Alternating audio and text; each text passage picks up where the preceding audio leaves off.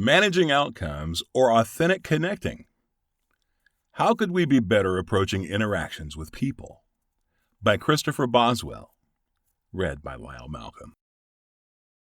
An apple tree apples, the earth peoples. A quote by Alan Watts. Needing assistance. Surely it's universal. All of us would love to enjoy greater effectiveness more often. Improving at a manual task done individually is one thing, but for other times in life, cooperation from people is important. Whether or not believed, we are innately social creatures, very similar to a canine. Yes, really, I just compared us to an animal. Dogs in the wild usually work in packs. Hunting and survival is simply easier that way. Please don't take any offense. We love our dogs, right? Just yesterday, I was trying to deal with an unfortunate health issue related to my life choices and nasty old age. The issue could be deadly if left untreated, a possible blood clot that could move to my heart. I'm currently on the road, which can have me a bit stressed already, having to communicate from a makeshift office in a rented car. Not wanting to take the time from what I was currently doing, I began making calls to address my issue. The first to my health insurance carrier, who put me through 30 minutes of combined waiting and then marketing questions before I put my foot down, demanding my question be answered. The insurance company I choose turns out only to operate in a portion of the United States. I was not in one of the covered areas. Asking where the closest hospital was where I could be covered, I was given the name and information to a hospital in Ohio. When I called the number provided, a phone rang endlessly. No one ever picked up. Hanging up, my blood pressure began rising, so I decided to Google the hospital only to find out it had shut its doors several days earlier. What are the chances? You've never been able to wait for anything ever in your whole life. A quote from my mom. After hanging up, my blood pressure went up again. Thoughts circulating, making everyone wrong arose as I thought of only myself and getting relief. When I look back at other experiences like this, it's almost as if some unseen force is trying to teach me patience and kindness.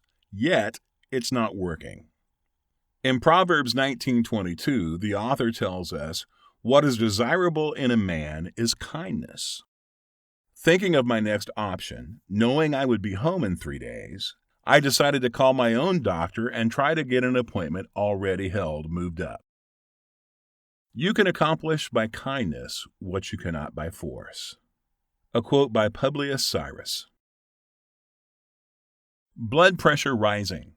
Once I made that call and jumped through the initial hoops of being identified, telling the receptionist what is going on, she then transferred me to a nurse, who promptly asked me many of the same questions, then put me on hold again. Upon returning, she disregarded my request for an earlier appointment and told me the doctor requested that I go to the ER. Now I'm forced to communicate even more about my scenario being out of town with no coverage. She does not seem to care. The doctor is off on Friday, the day I'm requesting to be seen. I ask if there is someone else in the office, another doctor who can fill in for him. She assumes no one else has time. I insist, knowing there are at least 3 other locations under the health provider's umbrella close to me. She coldly transfers me back to someone she calls a scheduler. It's yet another person who knows nothing of the situation and asks me to repeat it all over again. I can hear the kindness evaporating from my voice as it gets louder. Asking to speak with a nurse again, as my mind is thinking of other possibilities, I'm put on hold again. The scheduler returns and says the nurse is busy and will call me back. She never did. No honey was offered, no bees for me. The most powerful force ever known on this planet is human cooperation, a force for construction and destruction. A quote by Jonathan Haidt. Now I'm left to deal with my resentment about why she chose not to call me back, and it will surely show up when needing her cooperation during the actual doctor appointment. Yes, that's right. We even need to be great, kind, and compassionate when distracted and afflicted. It's frustrating, when I fall short. An alternative. Just a few hours later, while checking into a hotel, I met Ryan, who I had spoken with via phone right after the nurse. I've gotten in the habit of calling ahead before booking hotel rooms to check on things like luggage carts, elevators, and internet. Sometimes I blow it off, as often the clerks have poor English or don't really know some of the answers. Yet on this pre-call to Ryan, somehow I had reset to my usual calm, assertive approach. He was courteous and helpful, knowing all the answers, then asked when I would be checking in. I complimented him on his attention and said I was on the way. Upon arriving, he asked if it was I who had called and made a note to put me in a higher-priced room and no additional cost, closer to a Wi-Fi modem. I thanked him and commented on his level of service compared to most others. Later, I was disappointed to find my office chair was worn out. It would no longer hold its high position, sagging close to the floor. I called the desk and he answered. I asked if we could swap it out with a room nearby. He initially tried to put me off until morning, but I calmly stated I'd be checking out then and was working for the rest of the night. He said, "Absolutely, I'll find one and be up in a few." I noticed how much better this interaction was going than my doctor's appointment scenario. The keystone of successful business is cooperation. Friction retards progress. A quote by James Cash Penney. More cooperation. Morning came, the room was comfortable, and I was rested. I decided to extend another day as there was writing and other work to do requiring desk time. Having to go down to the lobby, there was Ryan. He mentioned having seen my extension and had already taken care of everything. He even held an updated key card and handed it to me. His service was indeed better than most, and I took a moment to tell him again. I finished the long compliment by saying, "They are lucky to have you here." He looked at me directly and paused before thanking me. We went on talking for a few more minutes. Someone mentioned photography and explained that that was one of his great passions. He wanted to buy a Sony a6300 as a friend had recommended it. Great camera. I have one in my bag upstairs. I told him of my love for the medium. That's one reason for my query on the Wi-Fi. I upload and download a lot of data.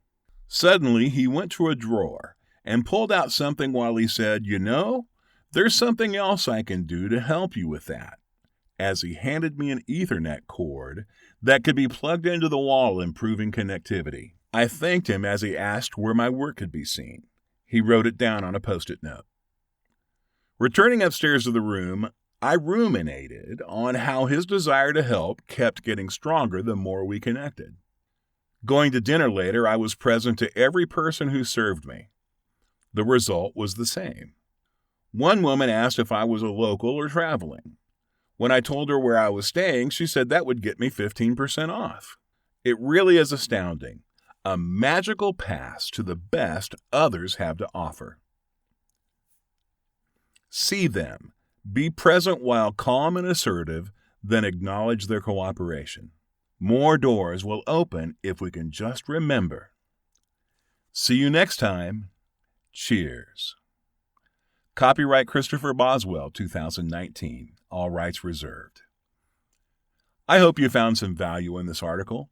If you did, please follow the links below for more of my recent work. Maybe another will resonate. Until next time, Christopher. Please take a moment to leave a comment. You just might inspire someone.